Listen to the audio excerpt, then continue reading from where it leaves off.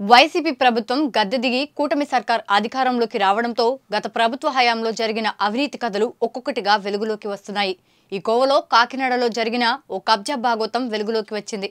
2.5 సంవత్సరాల క్రితం కాకినాడ రూరల్ మండలం వాకలపూడి గ్రామంలో స్థల యాజమానులను బెదిరించి ద్వారంపూడి అనుచరులు కబ్జా చేసిన విషయం ఆలస్యంగా వెలుగులోకి వచ్చింది. ప్రభుత్వం మారడంతో స్థల యాజమానులంతా ద్వారంపూడి అనుచరులను నిర్మించిన ప్రహరిని కూల్చేసి కొత్త కాలనీని ఏర్పాటు చేసుకున్నారు. ఆ కాలనీకి వారాహి అమ్మవారి పేరు పెట్టుకున్నారు. దీంతో ఇప్పుడు ఉమ్మడి తూర్పుగోదావరి జిల్లాలో ఈ పరిణామాలు హాట్ టాపిక్ అయ్యాయి. ఈ ఉదంతంపై మరిన్ని వివరాలను మా ప్రతినిధి సాంబశివరావు అందిస్తారు.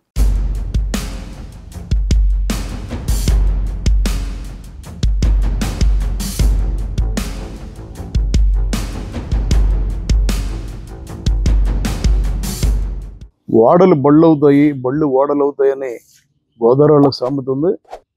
ఏ ప్రభుత్వం అధికారంలో ఉంటే ఆ ప్రభుత్వాన్ని అడ్డుపెట్టుకుని కొందరు రౌడీయిజం, గుండాయిజం చేయడమే కాదు, ఇష్టారాజ్యంగా వ్యవహరిస్తారన్న పెద్ద ఎత్తున తెలుగు రాష్ట్రాల్లో చర్చ జరుగుతున్న నేపథ్యంలో తాజాగా మరో సంఘటన వెలుగులోకి వచ్చింది.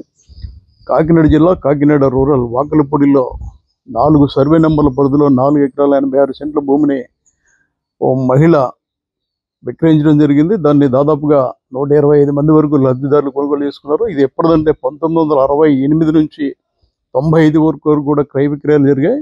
ఎవరైతే కొనుగోలు చేశారో వారు ఇక్కడ దీనిని ఇల్లు కట్టుకోవడానికి కోసం కొందరు, మరికొందరు అయితే రేపు పొద్దున్న అది కమర్షియల్ అవుతుంది, రూపాయి పెట్టుకుంటే 10 రూపాయల ఉద్దేశంతో కొనుగోలు చేసి స్థలాలు అదులో వదిలేశారు. వాళ్ళ పేరు మీద ఉన్నాయి. ఇలాంటి నేపథ్యంలో గత వైసీపీ ప్రభుత్వంలో పూర్తిగా ఎవరైతే భూ కబ్జాదారులు ఉన్నారో వాళ్ళు కాకినాడ సిటీ, కాకినాడ రూరల్లో ఖరీదైన స్థలాలు కబ్జా చేశారు, అదేవిధంగా అక్రమ కట్టడాలు నిర్మించారని పెద్ద ఎత్తున ఆరోపణలు ఉన్నాయి. ఇలాంటి నేపథ్యంలోనే 2 సంవత్సరాల క్రితం కడపకు చెందిన ఒక వ్యక్తి కొందరు ఎమ్మెల్యేల సహకారం తీసుకుని ఏదైతే 4 ఎకరాల 86 సెంట్లు భూమిని కొనుగోలు చేసుకుని తమ పేరు మీద రిజిస్ట్రేషన్ చేయించుకుని తమ స్థలాలుగా పెట్టుకున్నారో వాటిని ఆక్రమించడం జరిగింది.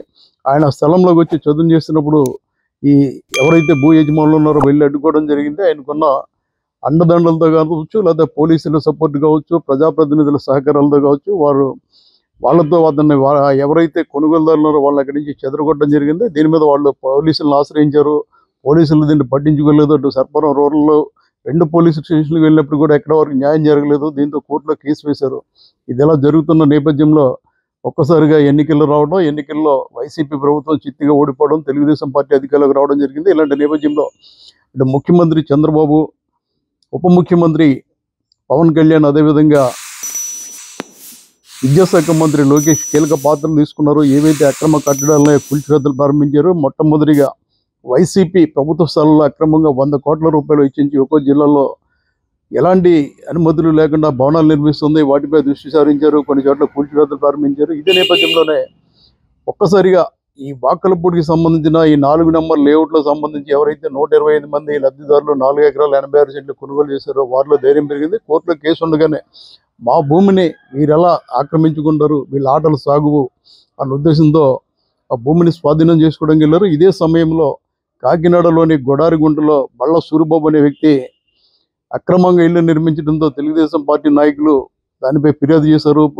టీడీపీ ఎమ్మెల్యే ఎవరైతే ఉన్నారో దాని మీద చర్యలు తీసుకోండి, అలా పర్మిషన్ ఉందా లేదా అన్నారు. దాని మీద అక్కడికి వెళ్ళి మున్సిపల్ అధికారులు పరిశీలిస్తే దానికి అనుమతి లేదు. ఇదే మున్సిపల్ అధికారుల అండదండలతోనే అతను గతంలో నిర్మించుకోవడం జరిగింది. ప్రభుత్వం మారడంతో అధికారులు కూడా మాట మార్చారు. అనుమతి లేదంటూ కూలగొట్టడం జరిగింది. కూలగొట్టడానికి వెళ్ళిన మున్సిపల్ అధికారులను అడ్డుకునేందుకు అక్కడ మాజీ ఎమ్మెల్యే ద్వారంపూడి చంద్రశేఖర్ రెడ్డి వెళ్లడంతో అతన్ని పోలీసులు అడ్డుకున్నారు. విధి నిర్వహణలో ఉన్న మున్సిపల్ సిబ్బందిని అడ్డుకున్న ఆరోపణలతో ఏటుగా చంద్రశేఖర్ రెడ్డి మాజీ ఎమ్మెల్యే పేరు చేర్చి 26 మందిపై కేసు పెట్టారు. ఈ విషయాలన్నీ తెలుసుకున్న బాధితులు ఎవరైతే వాకలపూడిలో బాధితులు ఉన్నారో వాళ్ళంతా కూడా సంఘటనా స్థలానికి వెళ్ళడం జరిగింది. తమకు చెందిన 4 ఎకరాల 86 సెంట్ల భూమి చుట్టూ కూడా ప్రహరీ కూడా కట్టి ఉంది. దీంతో వారిలో ఒకసారిగా ధైర్యం వచ్చింది. ఏదైనా జరిగితే తమకు పవన్ కళ్యాణ్ అండగా ఉన్నాడు.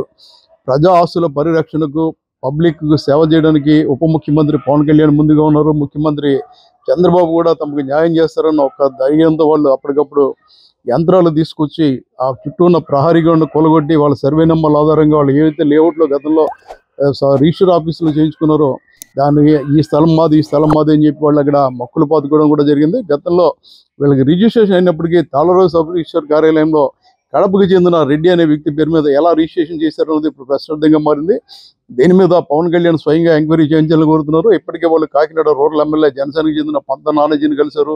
నేను మద్దతుగా ఉంటాను, మీ భూమి మీకు ఇప్పిస్తానని చెప్పి ఎమ్మెల్యే వారికి హామీ ఇవ్వడం జరిగింది. ఎమ్మెల్యే హామీ ఇవ్వడంతో వాళ్ళు నేరుగా రంగంలోకి దిగారు, వాటిని కూలగొట్టారు. ఇప్పుడు అంశం వారి స్థలం, అది వారి పేరు మీద ఉన్న స్థలం వారి సంతకాలు లేకుండా తాళరేవు సబ్ రిజిస్టర్ ఎలా వేరే వ్యక్తికి రిజిస్ట్రేషన్ చేయడం అన్నది చర్చనీయాంశంగా మారింది. దీని మీద విచారణ జరిపి ఈ గోడ కడుతున్న, కబ్జా చేస్తున్న, పట్టించుకోకుండా వదిలేసిన పోలీసుల మీద, ఒకరి పేరు మీద రిజిస్ట్రేషన్ ఉన్నప్పుడు అమ్మిన వారి సంతకాలు లేకుండా వేరే వ్యక్తితో రిజిస్ట్రేషన్ చేసిన తాళ్ళలో సబ్ రిజిస్టర్ మీద, కాకినాడ జిల్లా రిజిస్టర్ మీద కూడా చర్యలు తీసుకోవాలని ఎవరైతే బాధితులు ఉన్నారో వాళ్ళు ఆరోపిస్తున్నారు.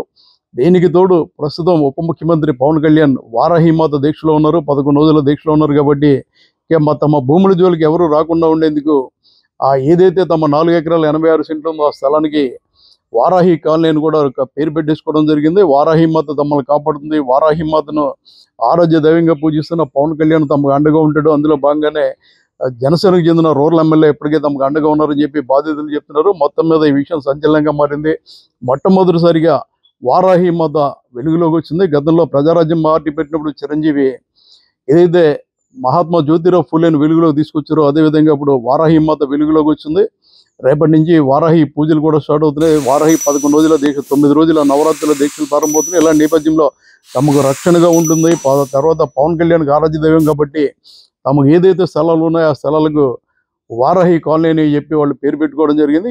ఇది ఇప్పుడు చర్చనీయాంశంగా మారింది. పైగా ఇది ఒక మత సంస్థకు చెందిన స్థలం చుట్టూ చేర్చి ఉండడంతో ఎవరు అక్కడ అడ్డుకోలేని పరిస్థితి ఏర్పడింది. మొత్తం మీద బాధితులు రంగంలోకి దిగారు, గోడలు కూల్చేశారు, వారి స్థలాలు వారు కాపాడుకున్నారు. ఇప్పుడు ఇక్కడ జరగలిన వాళ్ళ డిమాండ్ ఏంటంటే తమ స్థలాలను వేరే వ్యక్తి పేరు మీద రిజిస్ట్రేషన్ చేసిందో తాళరావు సబ్ రిజిస్టర్ మీద దీన్ని పట్టించుకొని ఎవరైతే కాకినాడ జిల్లా రిజిస్టర్ ఉన్నారో వాళ్ళ మీద, అదేవిధంగా తాము పోలీస్ స్టేషన్లో ఫిర్యాదు ఇచ్చినప్పటికీ కనీసం అవతల వ్యక్తిని పిలిపించి మాట్లాడలేదు కాబట్టి అప్పుడు పోలీసుల మీద చర్య తీసుకోవాలని కోరుతున్నారు.